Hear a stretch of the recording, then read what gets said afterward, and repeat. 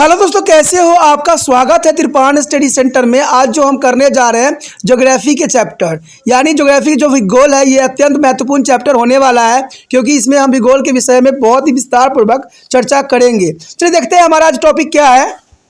प्रवास के कारण कौन कौन से हो सकते हैं? देखिए, प्रवास के कारण कई होते हैं जो कि काफ़ी महत्वपूर्ण है, लेकिन इसको दो भागों में ही बांटा गया है, पुल एंड पुश फैक्टर। तो प्रवास के कारण काफ़ी महत्वपूर्ण रहते हैं और ये प्रवास जो है किसी भी राज्य की जनसंख्या बढ़ाने के लिए जो है परिपूर्ण होती है। तो प्रवास के कारणों के अंतर्गत देखा जाए तो प्रवास अनेक कारणों से मिले जुले एवं पारंपरिक क्रियाओं के प्रतिफल ही होती है। और सामान्य रूप से प्रवास की जो है प्रभावित करने वाले कारक के दो समूह में बांटा गया है, एक आकर्षक, एक प्रतीक आकर्षक कारक, यानी काफ़ी महत्वपूर्ण है। अब पुल एंड पुश फैक्टर, मूल स्थान पर निवासी करने वाले व्यक्तियों को प्रत्याकर्षण कहा जाता है और वहाँ से प्रवास करने के लिए मजदूरी करता है। यानी देखा जाए तो मूल स्थान पर निवास करने वाले व्यक्तियों को प्रत्याकर्षक कारक कहा जाता है और वहाँ से प्रवास करने के लिए ये मजबूर करता है। जबकि अपाकर्षक कारक जो है किसी भी क्षेत्र विशेष में व्यक्तियों की आकर्षित करता है, यानी किसी भी क्षेत्र में अच्छा अपॉर्चुनिटी होने के कारण तो लोगों को काफ़ी आकर्षित करता है। जब तक दोनों समूहों के कारक एक साथ क्रियाशील होकर प्रभावित नहीं करेगा, तब तक जनसंख्या में प्रवास करने की न तो मजबूरी रहेगी और न ही आकर्षण रहेगा। तो दोनों समूहों को प्रभावित करने वाले कारक जो होते हैं मेनली आर्थिक, सामाजिक और राजनीतिक घटकों को शामिल करते हैं। और इसी को जो है हम संक्षिप्त में जो है यहाँ पर वर्णन करेंगे और जानने की कोशिश करेंगे कि आर्थिक, सामाजिक और राजनीतिक कारक कैसे बने हैं, और इसमें प्रकाश डालने की कोशिश करेंगे इनकी महत्वपूर्ण बातों के ऊपर। तो आप इसी तरह त्रिपाण स्टडी सेंटर के साथ बने रहें। इस बॉक्स में अगर देखा जाए तो इसी महत्वपूर्ण बातों की तरफ इशारा किया गया है जो कि हमने जाना भी है। प्रवास अनेक कारणों के मिले जुले एवं पारंपरिक क्रियाओं का प्रतिफल ही होती है और इन्हें दो अपाकर्षक और प्रत्याकर्षक वर्गों में रखा जाता है, यानी पुल और पुश फैक्टर होती है, जो कि काफ़ी महत्वपूर्ण होती है। इसमें देखा जाए तो अपाकर्षक और प्रत्याकर्षक दोनों समूह के कारक जो होते हैं, जिसमें आर्थिक, सामाजिक और राजनीतिक कारक हैं, जिसके विषय में आगे हम विस्तार पर चर्चा करेंगे। तो ये काफ़ी महत्वपूर्ण पॉइंटों को यहाँ पर जो इस बॉक्स में दर्शाया गया है। यदि पहले पॉइंट की हम बात करें जो कि आर्थिक कारक है, तो ये काफ़ी महत्वपूर्ण रहेगा। यदि आर्थिक कारक यहाँ देखें तो कहते हैं सामान्यतः लोग की प्रवृत्ति उसी स्थान में निवास करने की होती है जहाँ उन्हें आजीविका प्राप्त करने के अवसर होते हैं।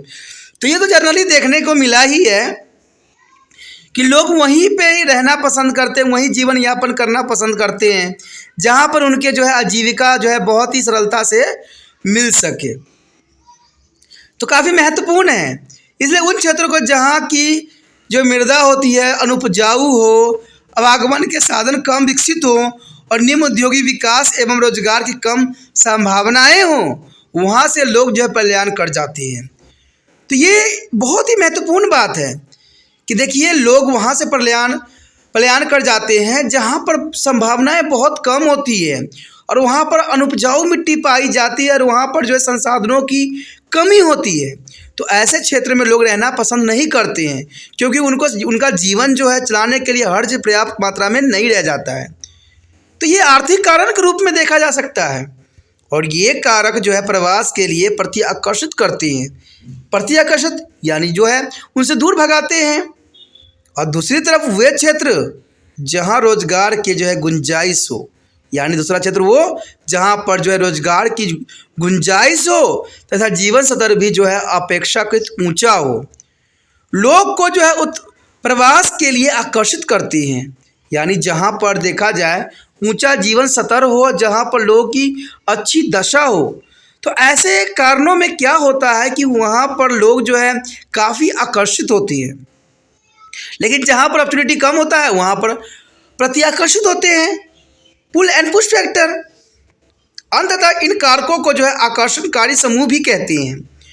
और इस प्रकार वे सभी क्षेत्र जहाँ मृदा उपजाऊ होती है, यानी मिट्टी जहाँ की उपजाऊ होती है, खनिज संसाधन की उपलब्धता होता है और आवागमन की सुविकसित साधन और संचार माध्यम का विकास, कारखानों और इकाई की जो है सुव्यवस्थित विकास, शहरीकरण हो, लोगों को बसने के लिए आकर्षित करते हैं। आपको पता भी होगा कि छोटा नागपुर जो है काफ़ी ऊबड़ खाबड़ क्षेत्र है, काफ़ी विषम परिस्थिति थी वहाँ पर, लेकिन देखा जाए तो वहाँ पर जो है नेचुरल संसाधन के मिलने के कारण वहाँ पर काफ़ी लोग निवास करने लग गए और बहुत से लोगों को जो है रोजगार मिल गया। तो आज ये चीज़ डिपेंड नहीं करता कि वो हिमालय का क्षेत्र हो या कोई भी क्षेत्र हो। कहते हैं अगर वहाँ पर अपॉर्चुनिटी लोगों को मिलेगा तो वो विषम कंडीशन में भी अपने आप को ढाल लेते हैं, और ये ज़रूरी भी है। और ये छोटा नागपुर जो है इसी बात की तरफ इशारा भी करता है। तो ये काफ़ी महत्वपूर्ण बात है कि देखिए कि जो लोग जहाँ पर उपजाऊ मिट्टी नहीं होगी, जहाँ पर संसाधनों का विकास सुचारू रूप से नहीं होगा, वहाँ से लोग जो है प्रत्याकर्षित होते हैं। और जहाँ पर सभी चीज़ों की व्यवस्था सुचारू रूप से होगा, जहाँ जॉब मिल जाएगी, खाने पीने की हर चीज़ व्यवस्था होगा, वहाँ पर लोग जो है काफ़ी आकर्षित होगी और वहाँ पर जो है रहने की सुविधाएं भी बच जाएगी। आप शायद कहते हैं, अगर आप शायद ध्यान दिया है होगा कि काफ़ी बड़े संख्या में लोग जो हैं दिल्ली, मुंबई, कोलकाता, चेन्नई जैसे महासागरों के आसपास के क्षेत्र से दूर दराज के भागों में पहुंचते हैं। आखिर ये लोग जो है दिल्ली, मुंबई, कोलकाता, चेन्नई को ही क्यों चुनते हैं? तो जर्नल सी बात है, जैसे हम बात अभी तक कर चुके हैं, तो ये इसलिए आकर्षित होते हैं इन क्षेत्रों में क्योंकि उनको हर चीज़ जो है यहाँ पर बखूबी प्राप्त हो जाती है। रहन सहन, खान पान, जीवन स्तर सब जो है दिल्ली, मुंबई, कोलकाता, चेन्नई के आसपास सभी कुछ मिल जाते हैं। इसलिए लोग जो है इसके लिए काफ़ी आकर्षित होते हैं।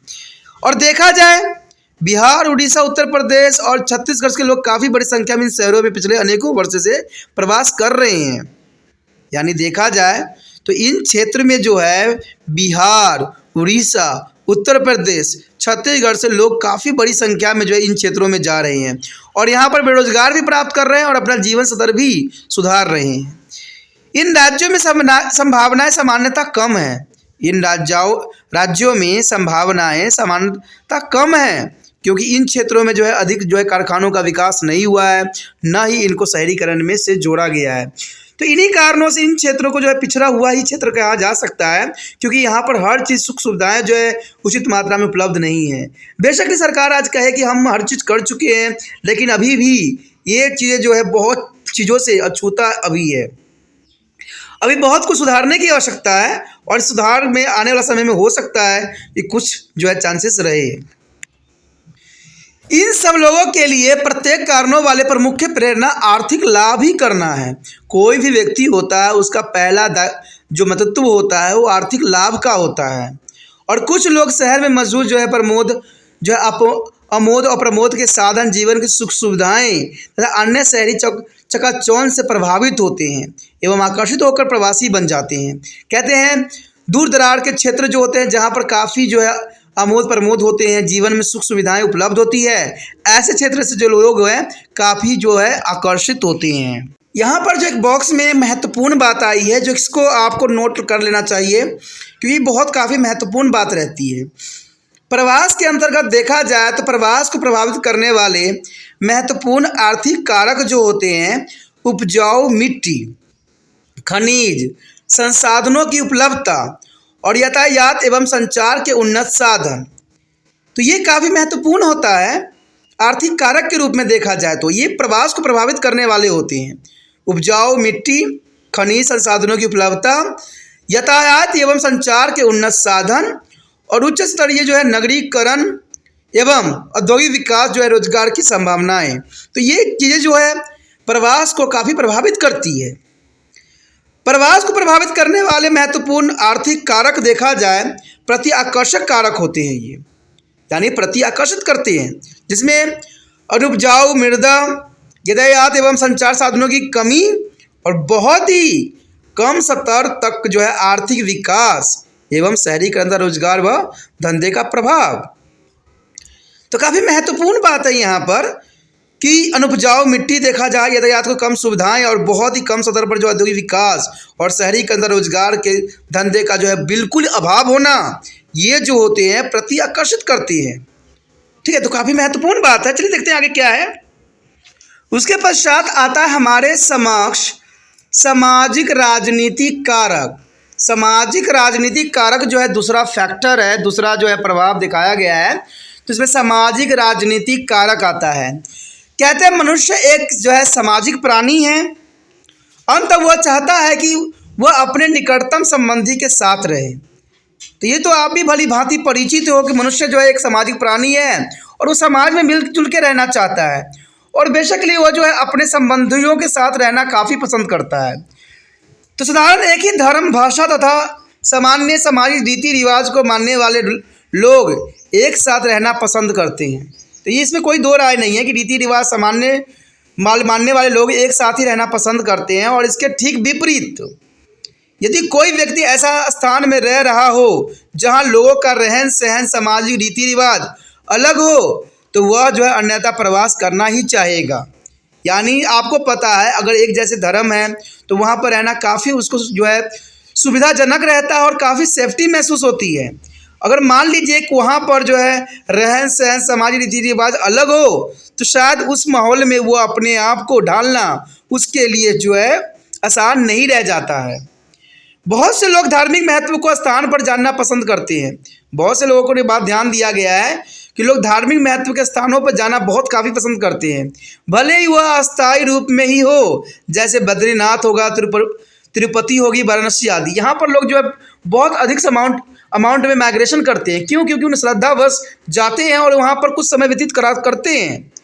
और ये सब तीर्थ स्थान होते हैं जहाँ पर ये अस्थायी रूप से निवास करते हैं, चाहे वो बद्रीनाथ हो, तिरुपति हो, वाराणसी हो। इन्हीं सब कारणों से प्रेरित होकर शहरों में विभिन्न भागों में खास समुदाय के लोग का संकेंद्र हो जाता है। अल्पसंख्यक वर्ग के लोगों का धार्मिक सामाजिक दबाव में आकर एक खास स्थान पर प्रवास करना तभी होता है जब बहुसंख्यक समुदाय उनसे सहिष्णु हो जाते हैं। तो ये काफ़ी महत्वपूर्ण बात की तरफ जो है सामाजिक राजनीतिक कारक दर्शा रहा है। उसके पश्चात है जनकीय कारक। जनकीय कारक भी काफ़ी महत्वपूर्ण अपना स्थान रखता है। जनकीय में उम्र की अहम भूमिका होती है और युवा व्यक्तियों में प्रवास ज़्यादा मिलता है, जबकि बच्चों एवं वृद्धों में कम होती है। ऐसा इसलिए होता है क्योंकि युवा व्यक्ति कार्य का तलाश व बेहतर संभावनाओं की खोज में अन्यथा प्रवास कर जाते हैं। तो जनकीय काफ़ी महत्वपूर्ण स्थान रखता है।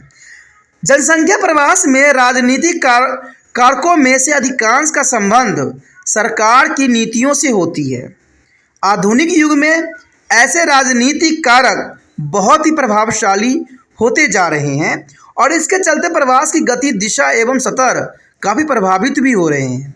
और कई बार सरकारी नीति क्षेत्र के अल्पसंख्यकों को जो है प्रवासित करने की बाध्य भी कर देते हैं। यानी कई बार सरकार की कुछ नीतियां जो होती है अल्पसंख्यकों को काफ़ी प्रभावित करती है।